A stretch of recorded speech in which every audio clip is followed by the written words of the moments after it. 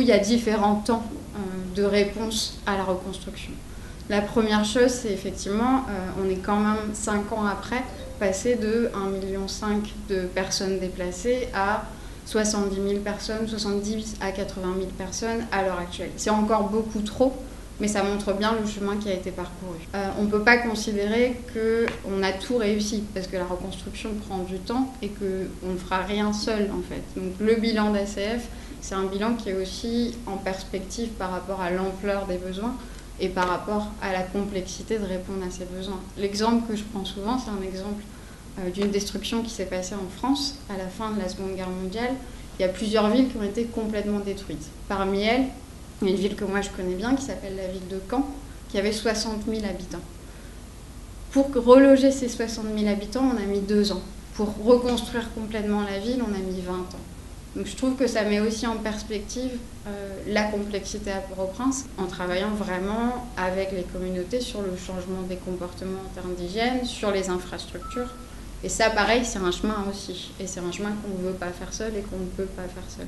On travaille aussi dans le nord-ouest plus spécifiquement, dans le bas nord-ouest, sur des zones dans lesquelles la disponibilité en eau est réduite et ces problématiques d'hygiène sont importantes, où justement on cherche aussi à trouver des solutions pérennes pour qu'il y ait plus d'eau accessible et plus d'eau disponible pour les personnes dans les zones les plus dans laquelle l'eau est le plus rare en Haïti. Parce que l'eau, c'est pas seulement l'eau directement, c'est aussi la santé.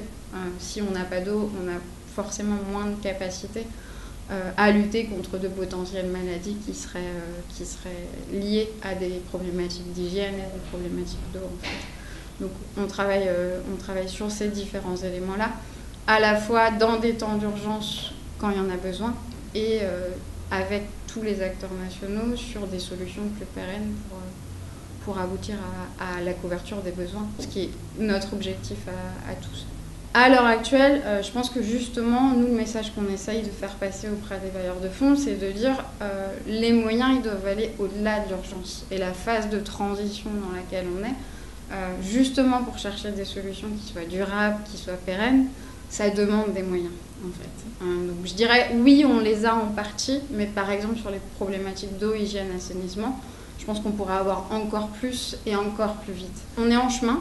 Tout n'a pas été fait, tout n'a sans doute pas été fait de manière parfaite. Par contre, on tire des leçons, on réfléchit ensemble avec les institutions et on continue à se mobiliser pour des solutions durables aux problématiques rencontrées par les Haïtiens au jour le jour.